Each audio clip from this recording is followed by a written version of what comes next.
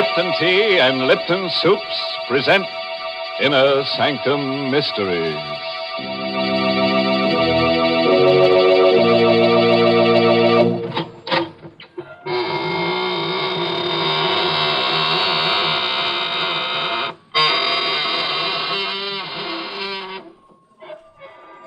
Good evening, friends of the Inner Sanctum.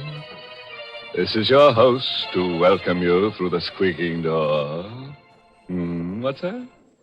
You're scared. Don't be frightened. Why, we've been beating our brains out to make things pleasant for you. Yes, take that fellow lying on the floor. Now, that's a nice guy, really solicitous.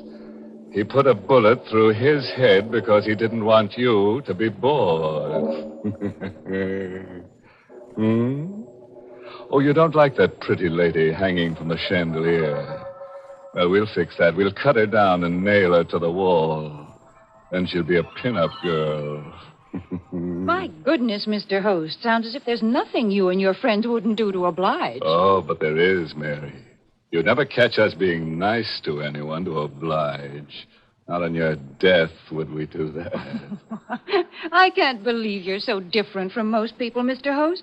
And most people enjoy doing nice things for others. Like what, Mary? Why, like always having Lipton tea on the table. That's one of the nicest things you can do for your family and friends. Why do I say Lipton tea? Well, there's a good reason for that. Lipton's has that wonderful brisk flavor. And brisk flavor is the thing that makes a world of difference between Lipton's and other teas. In fact, brisk is the tea expert's own word for that fresh, lively, full-bodied flavor of Lipton tea. And it's a word you'll agree just naturally applies to Lipton's the very first time you taste this delicious tea. For Lipton's has a zesty, full flavor that makes it stand right out. So, for extra cheer and comfort and satisfaction in your tea drinking, get acquainted with Lipton's right away. Why put up with just so-so teas any longer when there's so much more pleasure to be found in Lipton's brisk flavor?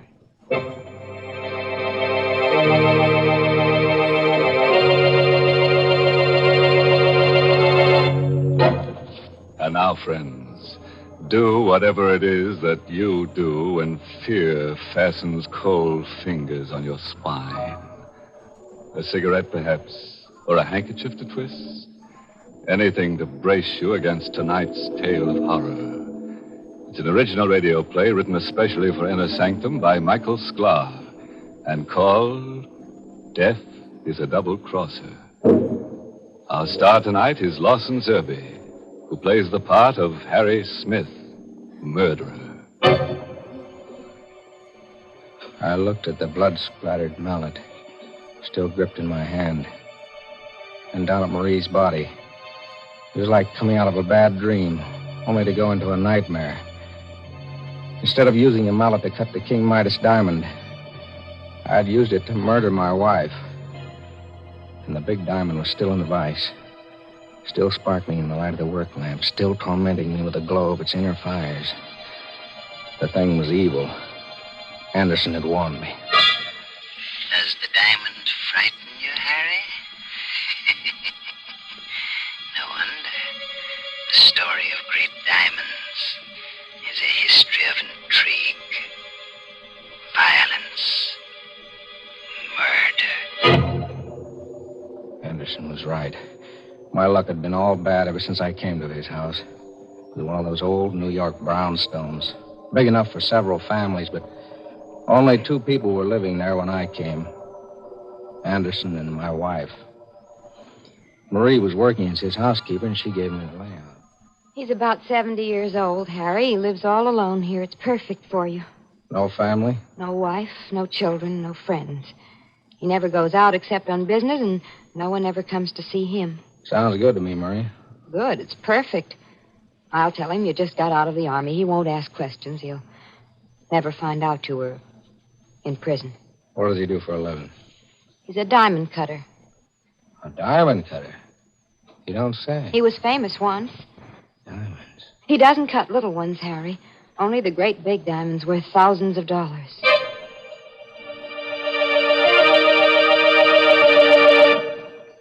I moved moved in with Marie, and for a while everything was quiet.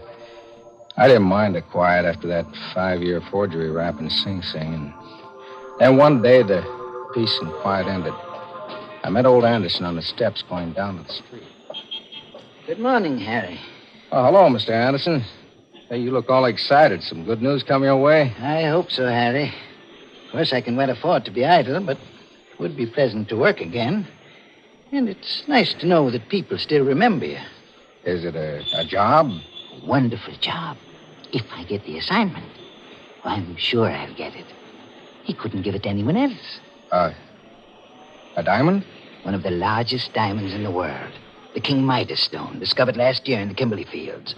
It was purchased recently by Johnson, the multimillionaire. I'm on my way to his home to discuss the cutting. Well, good luck. I sure hope you get the job, Mr. Anderson.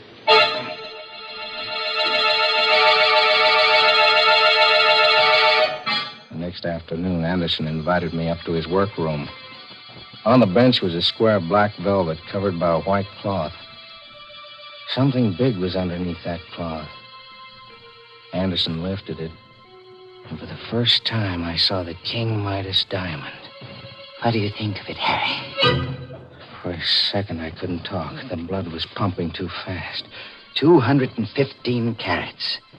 When I'm finished cutting, it'll be reduced to 125. How much will it be worth? Diamond like that? You could get $100,000 and no questions asked. It's funny. It's kind of oily on the surface, but down inside it gleams like it's on fire. Does it frighten you? Yeah. Stone like that does things to you. The story of great diamonds is a history of intrigue, violence, murder.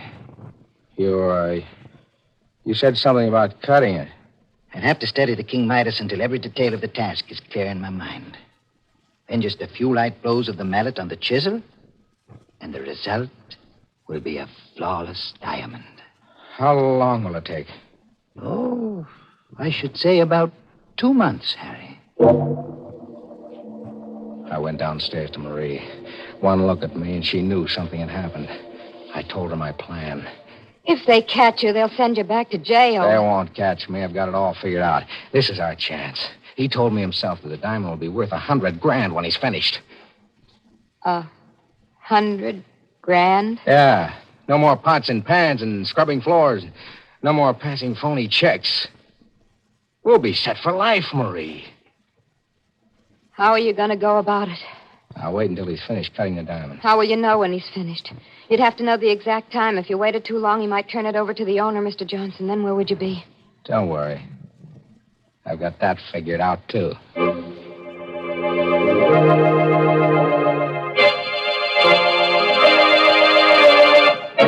So you want to become a diamond cutter, Harry? If you'll teach me the work, Mr. Anderson, I promise it won't be any bother. All I want to do is watch you while you go about cutting the King Midas. Diamond cutters aren't made overnight. Takes a great deal of time. I spent 50 years learning the craft. Oh, please, Mr. Anderson, you don't know what this means to me. Well, all right, Harry. I'll let you watch me as I work. So that's how it began. Every day for 2 months, I went upstairs and watched Anderson as he studied the King Midas diamond. Cleavage must take place along planes parallel to the octahedron bases of the crystal. Step by step, he explained the job, how he would split it, where he would place the notches so that the diamond would split along the exact lines he wanted. He went over every detail again and again and again. Finally, he cut the notches for the splitting. Slowly, carefully. And then he placed the diamond in the vise. He got out the chisel and the mallet and placed them on the workbench. It was like a wedding ceremony. I was on fire. I couldn't wait. Just a few taps with the mallet, and it's done. Are you going to do it now? No, Harry. Tomorrow. Tomorrow. He kept putting it off. Then I realized what it was. He was scared. He couldn't trust his unsteady hands. It hit me like a ton of brick. He was never going to cut that diamond. You're so smart. What are you going to do now? I'm going to cut the diamond myself. You? Yeah, me. I know how to do it. It's all set. There's nothing to it. But what about Anderson? We don't need Anderson anymore. You mean... Yeah. But that's murder. So it's murder. They'll never pin it on us. I've figured out a way to do it without leaving any trace behind. We went upstairs. Anderson was standing where I left him at the workbench. He was so lost in thought that he didn't hear us come in. He isn't looking. Get it over with. All right.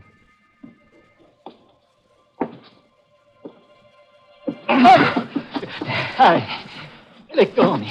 I don't like to do this, Mr. Anderson, honest. Marie, stop him. It's no use, Mr. Anderson. Harry, don't. Please. He begged for mercy. He fought back, but it was useless. I had a firm grip on his neck with both hands, and he was an old man.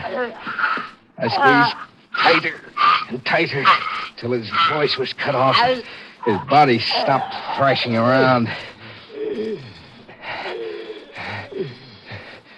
I held him like that a couple of seconds more for good measure. You can let go of him now. He's dead, Harry.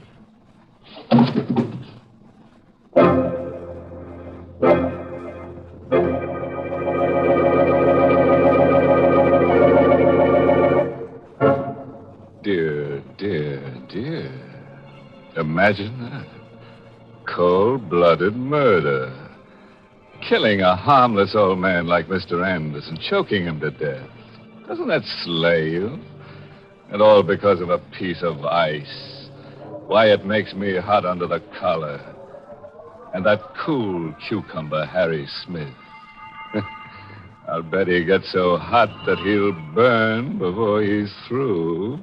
Brr, Mr. Host. I'd surely hate to look forward to such a fate. Oh, no danger, Mary. That is, unless you plan to embark on a crime career just for excitement. Oh, no, thank you, Mr. Host. I find enough excitement in the little everyday pleasures of life. Take yesterday, for instance.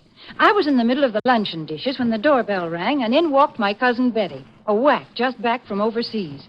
You can imagine that called for a real celebration. And in no time, I had the tea kettle on, and we were sitting down to a real gab fest over our friendly cups of Lipton tea. We were in the sunroom, and the sun was streaming in, lending its bright golden rays to cheer us on. We just sat there sipping and talking. Oh, it must have been for hours, because the sun was going down in a rosy blaze when we finally tore ourselves away. And believe me, Lipton's played a lively part in the fun we had. Even Betty remarked on it. When she got up to go, she said, "You know, Mary, it's tea like that makes a person glad to be home again." And, friends, that's really true. Lipton's grand, brisk flavor is worth hunting the world over to enjoy. It gives you such extra delight, complete satisfaction. Try it yourself. Tomorrow, start enjoying Lipton's, the tea with brisk flavor.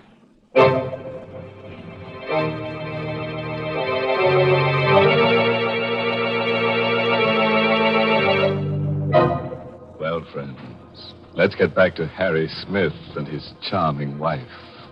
Such nice people. They killed old Anderson, the diamond cutter, to steal a piece of ice worth $100,000.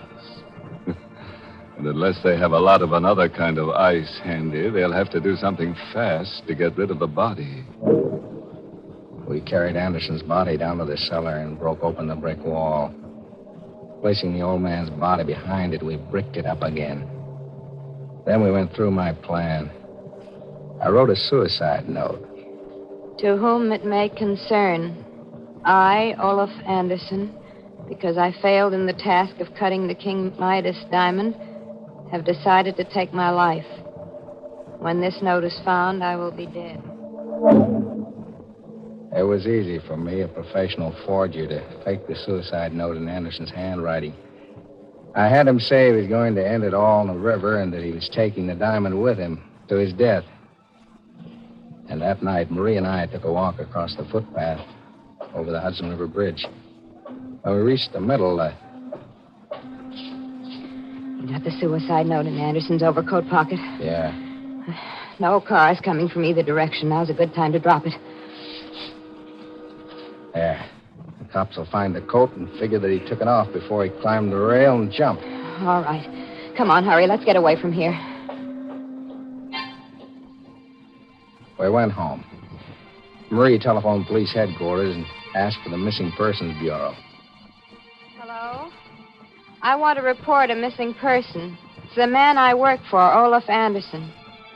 Yes, Anderson. I'm his housekeeper, and I'm worried because it's so late and he hasn't come home. My name? Mrs. Harry Smith. We went to bed. I guess we would hear from the police the next morning, and I was right. Yes, what is it? Megan is the name, lady. Detective Joe Megan, Missing Persons Bureau. Oh, yes, come in. Are you the party who reported a man named Olaf Anderson missing? Yes, did Did you... we find him? I think so. I'd like you folks to come down to the morgue with me. The morgue? What for? They've got a body down there. Body of an old man that fits the description of Anderson. It was fished out of the Hudson River early this morning. You might be able to identify it.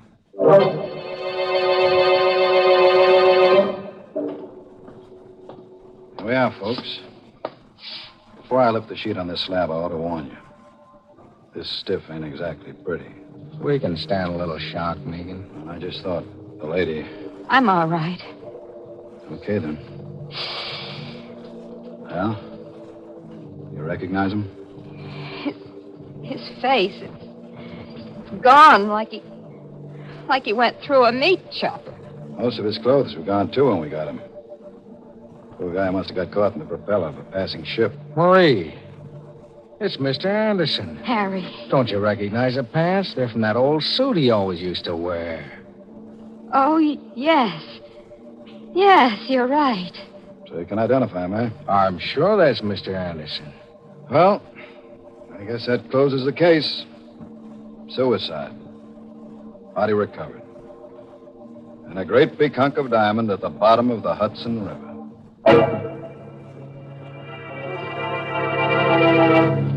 It was a lucky break for us. We were in the clear, and the King Midas diamond was ours. We went back to the house. I took the diamond up to the workroom, and I placed it in a vise. I got out the mallet and a chisel.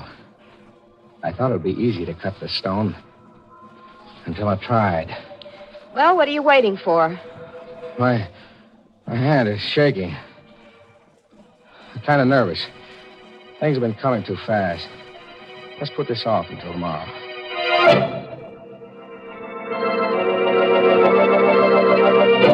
I know I said I'd do it tonight, but... But what? I don't feel so well tonight, Marie. You're lying. How long are you going to keep this up? I take it easy. You said you knew how to do it. I do. Well, then cut it. For heaven's sakes, get it over with. Don't rush me. If I make a mistake, it'll cost us $100,000. You've been putting it off for 3 days now, Harry. First this and then that. There's always something. You've always got a reason for not cutting that diamond. Now, listen, Marie, I've got to be careful. Knowing how to cut the diamond is one thing. Doing it is another. You're scared. That's what's the matter with you. Don't say that. You're frightened. Look at your hands. See how they shake. Well, you can hardly hold the mallet and chisel. You're as bad as Anderson was. She was right. My hands were shaking, just like Anderson's before I killed him. I tried for control. I told myself the diamond was nothing but a chunk of carbon crystal. I placed the chisel against the stone. I raised the mallet. But I couldn't bring it down. Now what are you waiting for? I don't know how hard to strike. A gentle blow. That's what you said Anderson told you. I can't do it. You can't do it. Of course you can. Don't be a stupid fool. There's nothing to it. She went wild. She began to shake my arm and scream at me. But her voice seemed to come from a distance. I kept staring at that diamond as though I were hypnotized. My throat was dry as dust. I was dizzy. Pinpoints of fire shot across my eyes. The diamond was doing things to me, and it was driving Marie crazy. Suddenly, I couldn't stand it. Her voice snapped something in my mind. You fool, you stupid idiot. Don't stand there like a silly fool. Shut up. Don't you dare shout at me. Shut up. I've had all I can take from you. Why, of all the nerve, you... Harry, put down that mallet. Stay away from me. I didn't mean those things I said. Take as much time as you like. Don't. Harry! Marie. I'm sorry. I lost my head. Marie, say something. She's dead. I killed her.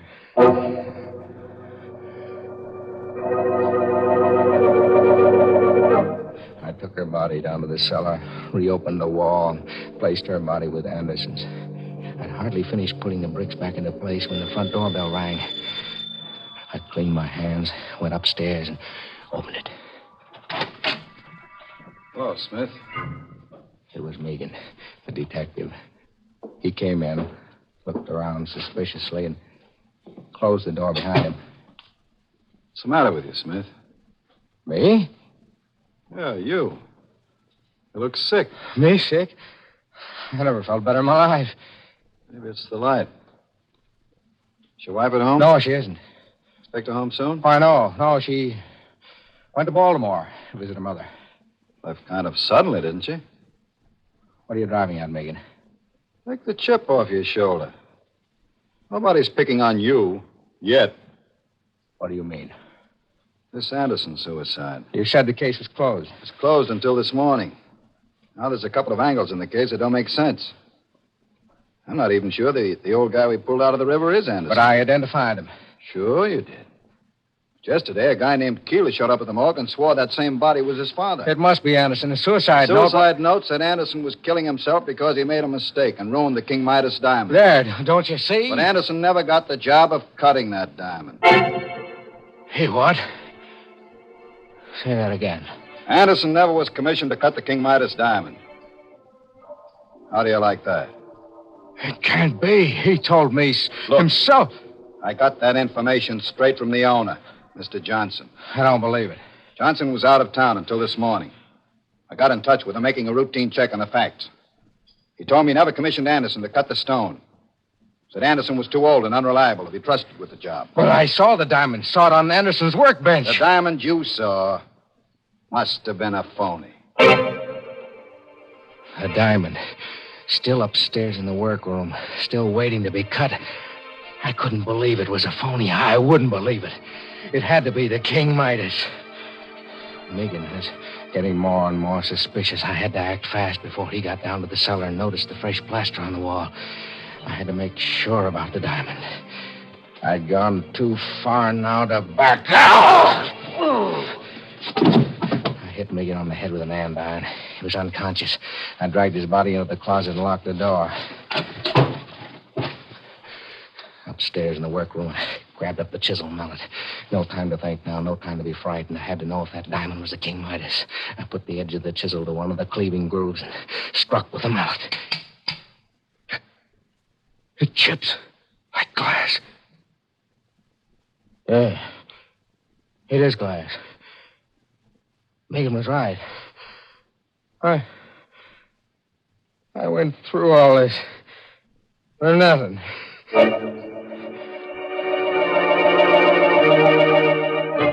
The whole thing was clear now. Anderson had lied to me. He had lied even to himself. Yeah, that was it. He had been unwilling to admit even to himself that he was no longer good enough to be trusted to cut the King Midas diamond. He was nuts. And he made up that crazy story. And I swallowed it.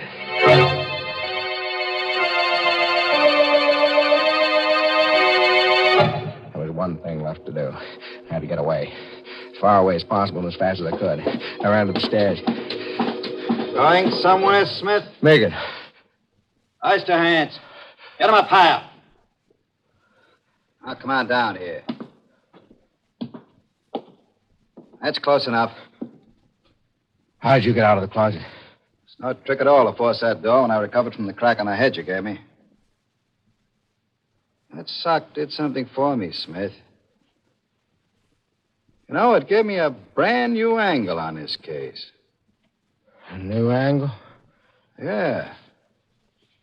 How's this? You thought Anderson had the King Midas diamond. So you killed him for it and planted that phony suicide note on the bridge. You know, we almost fell for it. No, You killed Anderson. I wouldn't be at all surprised if you murdered your wife. And all for a phony 5 and 10 cent store diamond.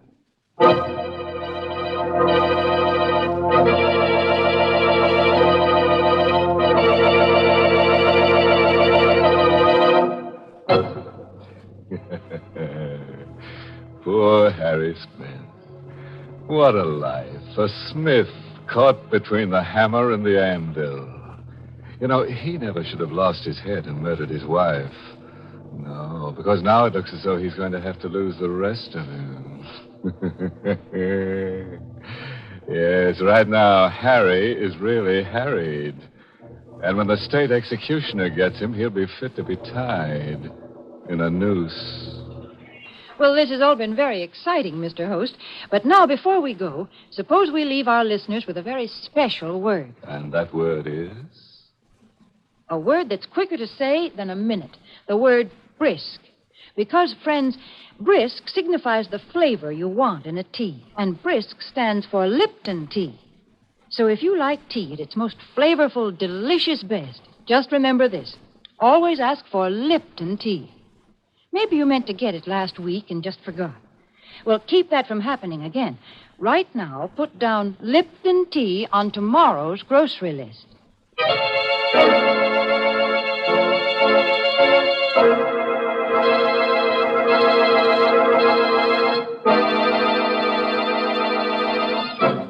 And now, friends, a few parting words of advice culled from the case history of Harry Smith.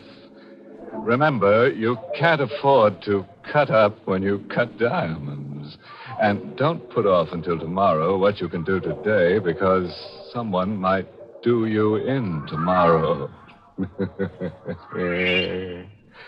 Oh, by the way, this month's Inner Sanctum mystery novel is The Lying Ladies by Robert Finnegan.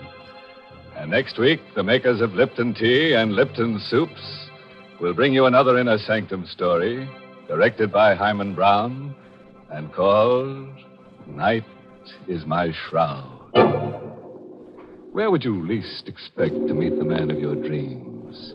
You know, tall, good-looking, well-groomed. In the movies? Tending the soda fountain? Or right in your own dumbwaiter?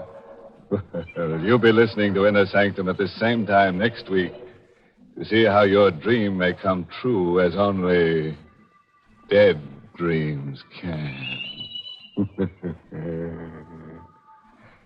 Until then, good night. Pleasant dreams.